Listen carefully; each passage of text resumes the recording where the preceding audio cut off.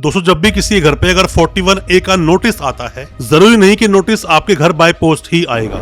आपको व्हाट्सएप आ सकता है, आपको मेल आ सकता है और हो सकता है कॉल भी आपको आए, फिर भी आपके पास व्हाट्सएप भेज दिया जाए। इन सभी मायनों में 41A का जो नोटिस होता है उसके कंप्लायंस मान लिए जाते हैं, मतलब कि आपको 41A का नोटिस मिल चुका है।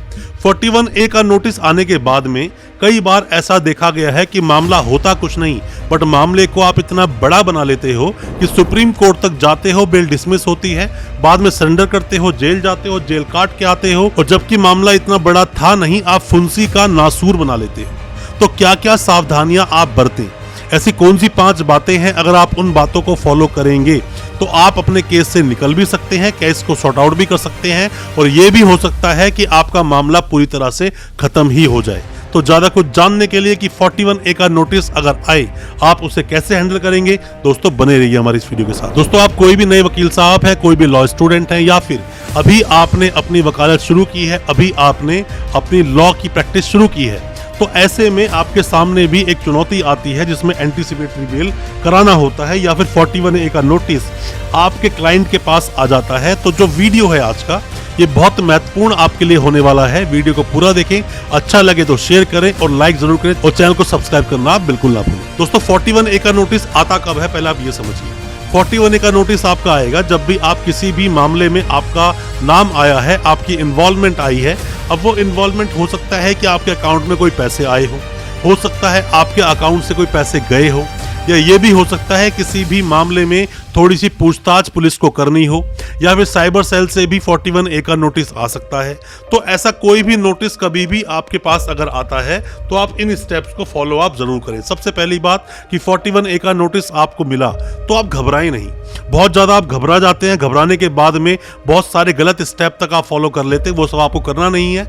नंबर बंद नहीं करना है, नंबर बंद के घर छोड़कर आप कहीं और चल देते हो, ये सब गलतियां आपको नहीं करनी है, घबराना नहीं है। घबराएंगे नहीं तो कोई ना कोई सॉल्यूशन जरूर निकल जाएगा, सॉल्यूशन भी निकलेगा और सब तरह से आप केस से बाहर निकल भी जाओगे। सबसे पहली बात घबराना नहीं है। दूसरी बात, आप जब भी कभी 41A का नोटिस आपके घर पे आए तो आप या तो खुद पुलिस स्टेशन चले जाएं, आपको जरूरी नहीं कि पुलिस वाला अरेस्ट कर ही लेगा, या तो आप किसी भी जानकार सगे संबंधी को आप पुलिस स्टेशन भेजें।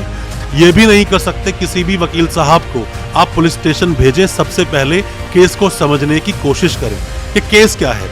जब तक केस नहीं पता होगा, जब तक आप कोई ना कोई गलत स्टेप आप लोगे, और उसी गलत स्टेप लेने की वजह से ही आपको जेल तक जाना पड़ सकता है। पहले केस को समझें, केस को जाने कि क्यों आपके पास 41A का नोटिस आया है, ताकि पूरी कहानी आपको पता हो क्यों आपके पास वो नोटिस सर्व किया गया। दोस्तों तीसरी बात, अगर 41A का नोटिस आपके पास आए तो आप सीधा बेल ना लगाएं। अक्सर मैंने देखा है कि जैसे ही 41A का नोटिस आया, सीधा आप एंटीसिपेटरी बेल लगाने के लिए चल देते हैं। दोस्तों एंटीसिपेटरी बेल लेना कोई इतना आसान नहीं है, इतना कोई खेल नहीं है एंटीसिपेटरी बेल लेना, क्योंकि अभी तो क्या है, सिर्फ आपके पास 41A का नोटिस आया है, पूछताछ आप करेंगे, हो सकता है पूछताछ में कोई चीज सामने ना आए और इजीली आप उस केस से बाहर निकल जाएं। बट अगर आपने एंटीसिपेटरी बेल लगा दी और गलती से अगर बेल डिसमिस हो गई तो आपको सुप्रीम कोर्ट तक का सफर तय करना पड़ सकता है। मतलब आप फिर जाओगे हाई कोर्ट, फिर आप जाओगे सुप्रीम कोर्ट, अगर हाई कोर्ट से बेल आपकी नहीं होती है, क्योंकि एंटीसिपेटरी बेल आप शुरू करते हैं सेशंस कोर्ट से, उसमें मजिस्ट्रेट साहब का जो कोर्ट होता है उससे कोई मतलब नहीं होता एंटीसिपेटरी बेल में। सेशन कोर्ट जाओगे, हाई कोर्ट जाओगे, सुप्रीम कोर्ट भी आपको जाना पड़ सकता है, और उसके बाद भी ऐसी कोई कंफर्मेशन नहीं, कोई गारंटी नहीं कि आपकी बेल हो ही जाएगी। तो पहले आप कोशिश करें, जो 2 बातें मैंने आपको बताई आप उन्हें फॉलो करें। अगर फिर भी नहीं बात बनती तो ही आप एंटीसिपेटरी बेल लगाएं, पर सीधा आप एंटीसिपेटरी बेल ना लगाएं, आपका केस बिगड़ सकता है, खराब हो सकता है, आपको समस्या हो सकती है। चौथी बात दोस्तों कि अक्सर मैंने देखा है कि जब भी कोई एंटीसिपेटरी बेल लगाता है या फिर 41A का नोटिस किसी घर पे आता है तो वो सबसे पहले नंबर बंद कर लेता है, फोन बंद कर लेता है, घर से फरार हो जाता है। दोस्तों मान लीजिए आप बेल लगा रहे हो, बेल अगर आप लगा रहे हो, बेल तो खैर आपको लगानी ही पड़ेगी अगर 41A के नोटिस में आप जाकर पुलिस के साथ कोऑपरेशन नहीं करते हो, साथ में जो उनकी इन्वेस्टिगेशन है उसमें सहयोग नहीं करते हो तो।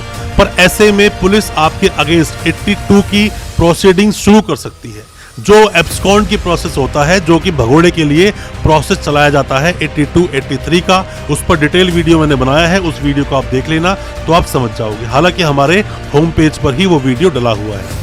तो दोस्तों ये गलती बिल्कुल आप ना करें, फरार बिल्कुल ना हो, आप उस केस से भागे नहीं, केस का सॉल्यूशन निकालें, केस के देखें किस तरह सॉल्यूशन निकाला जा सकता है। आप अगर फरार हो जाएंगे तो केस आपका और ज्यादा बिगड़ जाएगा और लास्ट में आप जेल जाओगे। और फिर जब जब आपकी बेल लगाई जाएगी तो वहां पर पीपी साहब जो सरकारी वकील होते हैं वो यही बात बोलेंगे कि एब्सकॉन्ड थे, फरार थे, बड़ी मुश्किल से पकड़ा है, अगर बेल दे दी गई तो दोबारा से फरार हो सकता है। तो ऐसी गलती आप ना करें। पांचवी खास बात मैं आपको बताना चाहूंगा दोस्तों वो ये है कि हो सके तो आप ऐसे मामले में अगर पैसे का लेन देन किसी भी इंसान से है तो आप उसे कंपाउंड करें, क्योंकि जो चीटिंग का मामला है 420 का अगर मामला बनता है तो वो कंपाउंडेबल है। तो उसमें बैठकर हो सकता है आपकी किसी भी तरह से सहमति से राजीनामा हो जाए। राजीनामा अगर होता है तो आप कर लें, उससे आपका केस खत्म हो सकता है, केस खत्म भी हो जाएगा, इजीली आप निकल भी जाएंगे। और अगर झूठा केस आपके ऊपर हुआ है तो राजीनामा करने की कोई जरूरत नहीं, केस को आप फाइट कीजिए, उस केस से आप निकल जाएंगे, बरी भी हो जाएंगे। हो सकता है आप केस को क्वैश भी करा पाएं, पर झूठे केसेस को फाइट करना चाहिए।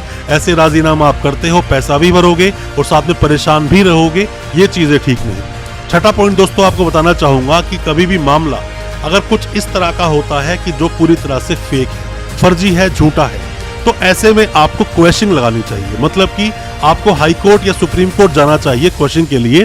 क्वेश्चन के लिए आप जब जाते हैं तो इसमें आप एफआईआर को क्वैश करवाते हैं, मतलब कि एफआईआर नहीं बनती, एफआईआर मेरे ऊपर नहीं होनी चाहिए और जो एफआईआर हुई है वो फेक है, फर्जी एफआईआर है। तो ऐसे में आप क्वैश जरूर लगाएं। अगर आप मान लीजिए बेल लगाने नहीं भी जाते हैं, आपने एंटीसिपेटरी बेल नहीं भी लगाई है, तो सीधा आप क्वेश्चन के लिए भी जा सकते हैं, ये भी आपके पास एक प्रावधान है। पर 41A का नोटिस आए तो डरे नहीं, घबराए नहीं, फरार ना हो, आप फोन बंद ना करें, चीजों का डट के सामना करें। कोई भी किसी भी तरह की सपोर्ट, हेल्प आप चाहते हैं, हमसे आप कांटेक्ट कर सकते हैं, या फिर कमेंट बॉक्स में जाकर आप कमेंट करें या हमें व्हाट्सएप करें, हो सकता है हम आपकी कोई इसमें मदद कर सके। दोस्तों अच्छा लगा आज का वीडियो, हमारी वीडियो को ज्यादा से ज्यादा अपने दोस्तों, परिजन, परिवार तक शेयर करें ताकि वो भी अपने आप को कानूनी जानकार बना सके। और अच्छा लगा आज का वीडियो, हमारे चैनल को भी सब्सक्राइब करें, साथ में लगा बेल आइकन जरूर दबा दें ताकि इसी तरह की लीगल अवेयरनेस की वीडियोस दोस्तों आप तक पहुंच सके सबसे पहले। बहुत बहुत शुक्रिया दोस्तों, धन्यवाद हमारे इस वीडियो के साथ बने रहने के लिए।